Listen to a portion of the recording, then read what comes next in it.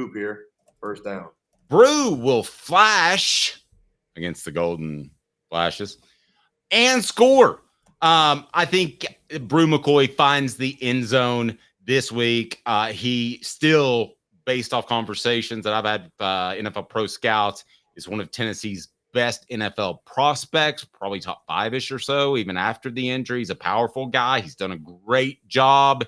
He's caught 7 passes for 99 yards in limited time, but I think they'll want to get McCoy in the end zone. And for those that like to beat the traffic and leave at halftime in a game like this, it's going to happen in the first quarter, so you can do so. What about that, Caleb? I'm calling quarters now. Oh, yeah. I think Brew is going to go off this game, too. I think they. But I'm calling quarters. I'm saying he scores a touchdown in the first quarter because I think Tennessee is so much better. Is that the way you say it? Than Kent State. I think that they'll be able to manipulate things like they were able to do with Ethan Davis, give him some love in the end zone, and I think they'll do so with Brew. Oh, yeah. And well, the quarters thing, all right, I'm with you, but don't you think that's that you're taking advantage of a little bit of the fact that we know that all of Tennessee scoring with their starters will be in the first quarter and first half. So against Kent State, if their starters do anything, it'll be in the first quarter. And yeah, no, I think they'll go with Brew McCoy on that. And they went Dante Thornton the first game, Squirrel White the second game. They're going to try to work Brew McCoy in. And also Kent State, I mean, again, X's and O's and matchups. I mean, because, that really matters in this game, guys, against Kent State. It's really important that Tennessee get their right matchup advantages. Otherwise, they could struggle. I'm kidding. But it's Brew McCoy is actually the best matchup advantage for Kent State, too, because they don't have anybody that can cover number one wideouts. Okay, you knocked me, so reset the poll question. No debate. Who's the better prognosticator, Caleb or Dave? Set that, and we'll go to second down. Cooper Mays here. All righty. All right, second down is this, and my column is online. If you would like to read that, I can drop it in there in the message board. Tennessee will have at least 3 sacks. I wanted to go 4, Caleb, but I think they'll definitely call off the dogs and really never be that aggressive. But I think they have at least 3 sacks. Grayson McCall's not great, but he was good at getting the ball out of the pocket to avoid negative plays last week. He has some mobility. All I can say about Devin Cargman, the quarterback for Kent State, is he has great hair. He'll get sacked 3 times. Any doubt on that? No. Kent State they have a horrible pass protection. And they are going to give up a lot of sacks. I'm with you on that. They could give up 3. You know what? I'm just going to outdo you, Dave, for fun and say they're going to give up 5. Okay.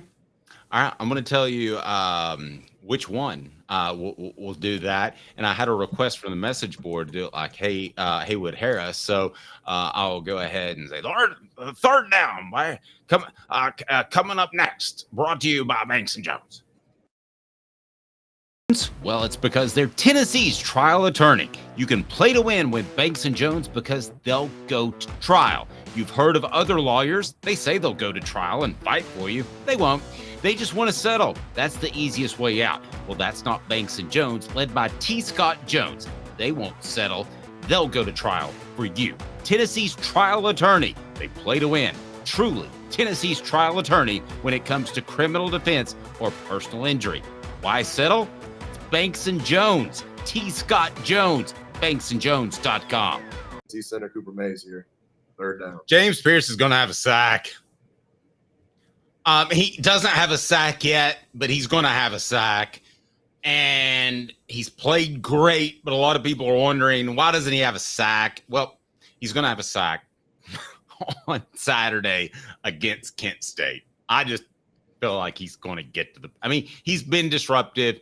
He's also scary good for his size and position when dropping into coverage, which I think is what they're going to use to surprise Oklahoma because I think they're going to unleash him. But he's going to have a sack against the Golden Flashes, who look very bronze to me on tape. Yeah, and guys, I know he didn't have a sack last week, but James Pierce was in on 2 hurries. So James Pierce was actually very effective as an edge rusher last week. So it's not like it was the first game that he didn't play a lot. They only played him 10 snaps. They are saving him. I think they've slowly been giving him more reps each week. They're going to give him a few more this week and have him get, you're right, 1 sack. They're not going to let him have 2 sacks. They don't want him ready to unleash against, because they want to save. The only reason he might not have a sack, Dave, and I'll say this. James Pierce, they may save again because they want the narrative out there that James Pierce isn't doing a lot right now. And maybe Oklahoma will, be like, oh, we don't have to worry about James Pierce too much. And then he goes completely off.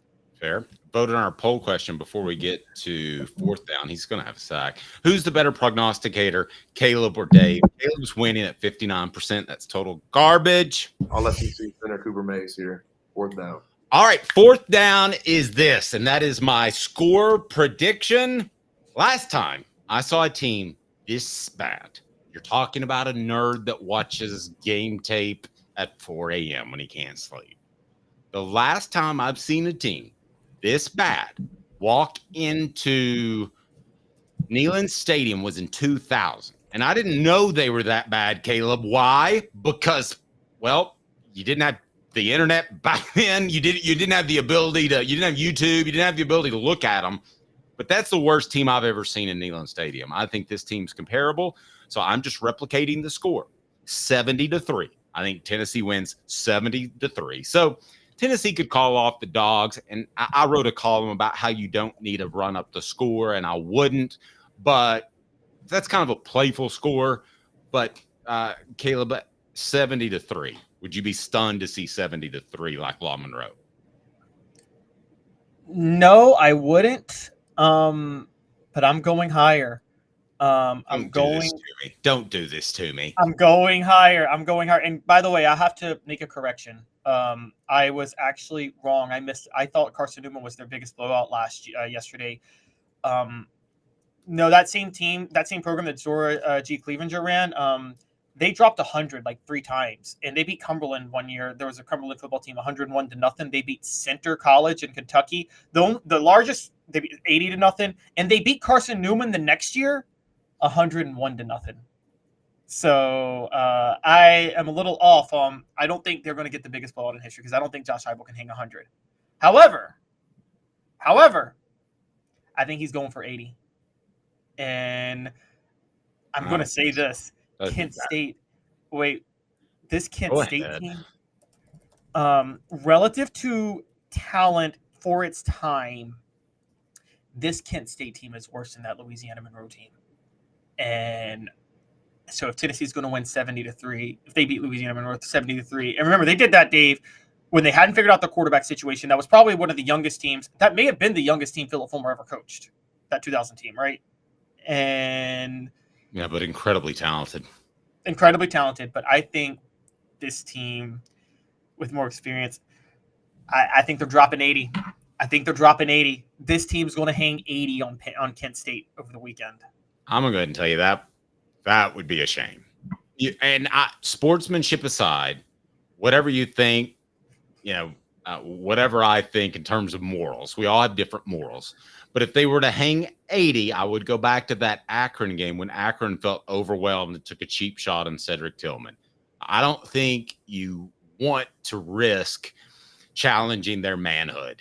And they're going to realize really quickly that this is a whole different level. You don't want to rub their nose in it because I think you could take cheap shots in that regard. Give us this day in Tennessee sports history, and I'll just ask the question on the YouTube page in our poll question. Do you think Tennessee should run up the score? Just simple, just that easy. But Caleb, tell me this day in Tennessee sports history, September the 12th. What do we got? Yeah. Before we do, I just want to correct. People are asking about Georgia Tech's 212-0. It was 222-0, and it was against Cumberland. That's correct. That's the team that Tennessee beat. Tennessee beat Cumberland that same year, I think 80-0. So, anyways, funny bit of stat there. But this day in Tennessee history is what we might call the breakout game for Philip Fulmer 32 years ago. And I'm obviously talking about when Johnny Majors was in the hospital with open heart surgery and Tennessee was breaking in a new quarterback. They were 1-0 after beating Southwestern Louisiana. Laying on that operating Taylor, and they were working on my front. He was stabbing me in my back. That's when Johnny Majors. And Tennessee, as 14-point underdogs, went to Athens and beat Georgia, shocked them 34-31. Heath Schuler converting a 4th and 13 on the final drive that led to the victory. Heath Schuler led Tennessee in rushing and passing that day. Tennessee had Aaron Hayden, Charlie Garner, and James Stewart, and Heath Schuler led the team in rushing as they beat the 14th ranked Bulldogs 34-31 on the road. It was Phillip Fulmer's second game. And yes, honestly, in that moment, I could be wrong, but Dave, you know more than I do. After that win over Georgia, there was a 100% chance Phillip Fulmer was going to be a head coach somewhere in 1993. Totally agree. But you got to remember, I was 18 or 19, so I wasn't covering them at the time. and Phillip Fulmer, in classic Phillip Fulmer fashion, because he has to promote himself in an interview about that in 2000. He's like, well, we actually beat a team that was probably better than us. And I'm like, so what you're saying is I was the great one who made them win that game. He was always good at that. All right, to heck with all. Okay, I made a push. Who's the better prognosticator? Caleb beats me 51%, 48%. I think that means that we're both just fantastically good at it and that this is the only show you should watch.